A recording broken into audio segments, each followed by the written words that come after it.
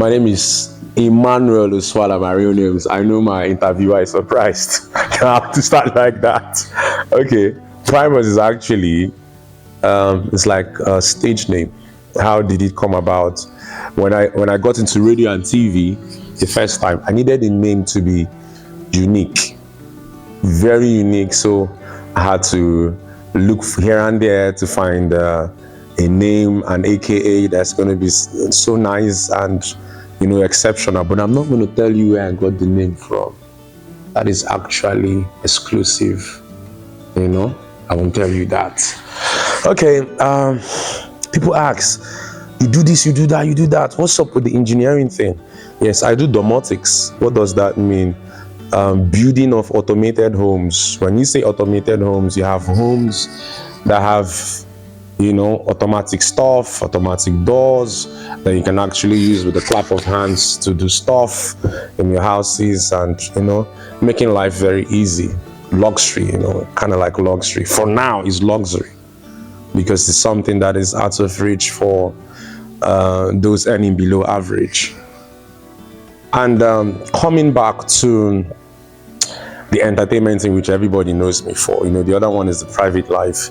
The entertainment thing, I've been in entertainment since 2010, 11, as much or as far as I can remember. And the days of Hot FM, Were, Imo State, Nigeria. We were one of the pioneers of the radio station. From there, I moved to Radio Nigeria. Yes, as a guest presenter, working for the late Anthony Okofu, who was the then general manager. I went for youth service 2013, yes, which I studied economics. So I have an experience of almost everything, the good, the bad, and the ugly. So serving as an economics graduate, bagging my degree from Imo State University. Then I served in Cross River State, Ecom, in a remote village called Abaraba, which I think, or I know, it was very, very important. I got to serve at a very remote village. It shaped my life. It's made me more humble to appreciate life. It's made me understand life from another angle, that there are people out there that are not having the luxury of what you have and still complain, but they are very, very happy. They're one of the happiest people ever. And if I can get a shot and an opportunity to go back there, I'm going to dive it with both hands. I want to go there, see the people, stay with them, have a vacation, enjoy life, spend money with them, because I haven't seen that kind of love before. Where you don't have, and it was just heavenly. My journey into entertainment, worthwhile. How did it start? In my final year, that should be around 2010, I needed to get busy because I knew that the outside world is going to be really crazy, and I needed to create a job for myself.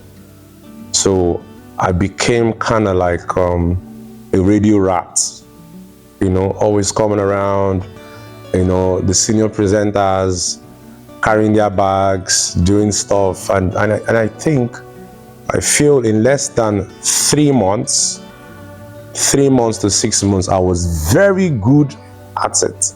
I was so good on radio that when I switched from Hot FM, I started to Radio Nigeria. The guy that I was actually, coupling the news for, the sports presenter then, started sending like threats to me because he saw that, I wasn't your normal kind of radio guy. I was different. I sounded so smooth. And I also inculcated a little Italian because that was where my dad studied engineering from. So the whole engineering thing, that's where it came from. So I added a little flavor. So I could just make 10 sentences and the 11th one will be Italian. So people were like, wow. And most of the commentators were Italian, Spanish. So the whole sports thing was sounding so real. And Everybody was listening to my station in spite of it being a federal channel. Everybody wanted to listen to my sports show. And I was really gathering the whole fan base, which is why till now, when I get into the streets, the love can be bought with money, because there is a long history of me serving the people. I never wanted to do sports. In fact, the guy that taught me radio, Chigozie Anumudu, also never wanted to do sports. But we had no choice, because that was the slot available to him. He was so talented, they wanted to box him to a corner. So imagine doing something you don't like and doing it very well.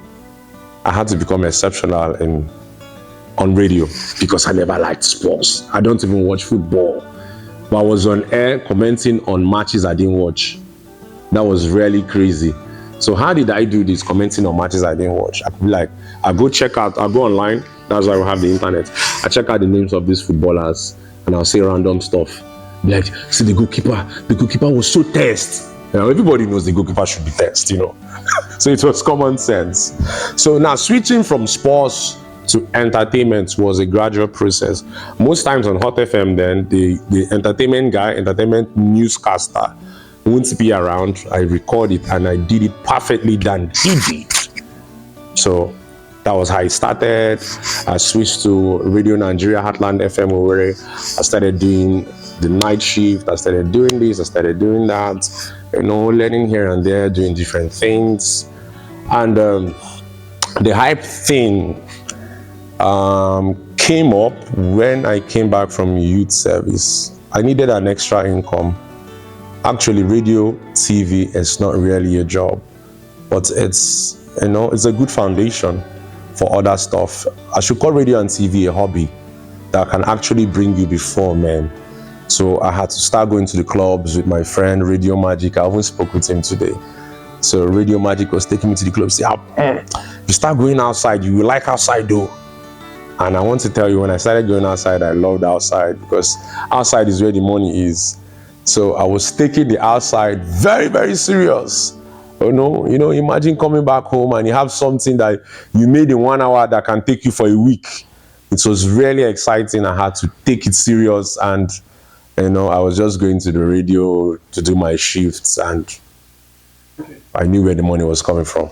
If you talk about mentors, Chigozie Anumudu Manoski, very important in the picture. Yes, he was the one taking me around, making sure, I was around him, learning, picking up stuff. Cyril Stoba, NTA, the big voice, beautiful. And I always listen to the BBC. I listen to BBC because I know that Nigerian English, our standard English is British, Queen's English. So BBC was my thing. Preparation for my performance for Hype. Oh my God.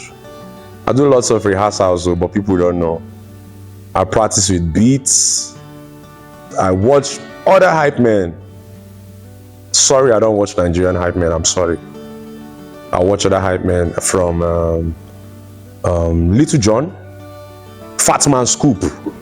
I pick up their energy, I pick up their lines, I pick up their delivery, I pick up their punchlines. That's why when I hype, you get to feel like, where's this guy coming from? Like, it's sounding different.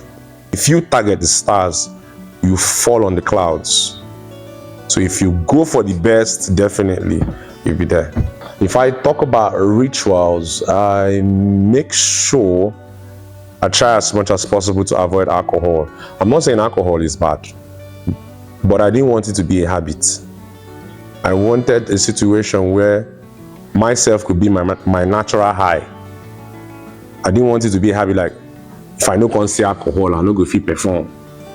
So avoid alcohol, drink water, the bitter cola, the alligator pepper, those stuff, they clear the voice, Avoid sweets, avoid chewing biscuits, and make sure that you are hydrated. That's all for me. I sleep well.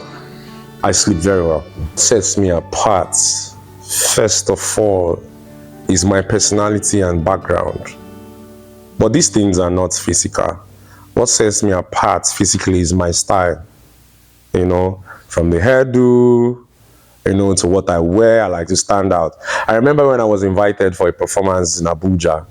As part of my tour, I was invited for 2 years anniversary of a lounge. Let me not call the name of the lounge. With Rick Hassani. I was the guest performer. They paired with Rick Hassani to perform. Lots of superstars. Lots of superstars from Big Brother Nigeria, all of them, Magneto, Ikechukwu of BBN, all of them were there because it was it was the #1 club in Maitama.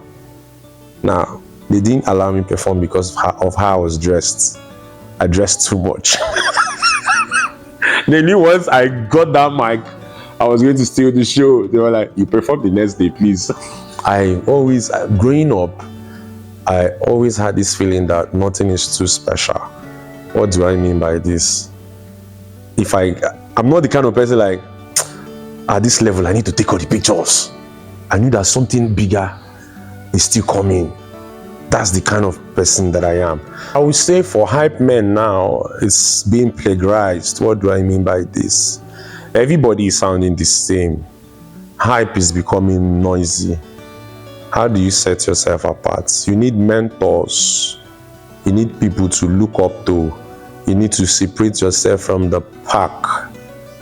There are lots of things I do to separate myself. Even if I'm in a local environment, sometimes when I perform, people stop to dance and watch because they're like, where this one they come from? That kind of thing. Try to be different from everyone. Be very, very different. I do my best by being different, by sounding very, very eloquent. Even when I speak pidgin English, the pidgin is very sound. Very, very sound.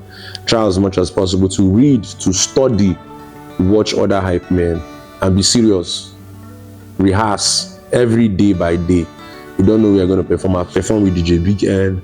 I've performed with so many people I can't remember. I've performed with Fino. You can see that on my Instagram. Lots of big stars I've performed with.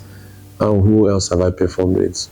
Most of all this stuff is from endorsements, products, programs, and all of them. My upcoming project is the Schengen. People that travel a lot know the meaning of Schengen, the Schengen visa and all that. I have my friend, my manager, my family, my blood arranging all this. His name is Victor Naji, Von Management Group.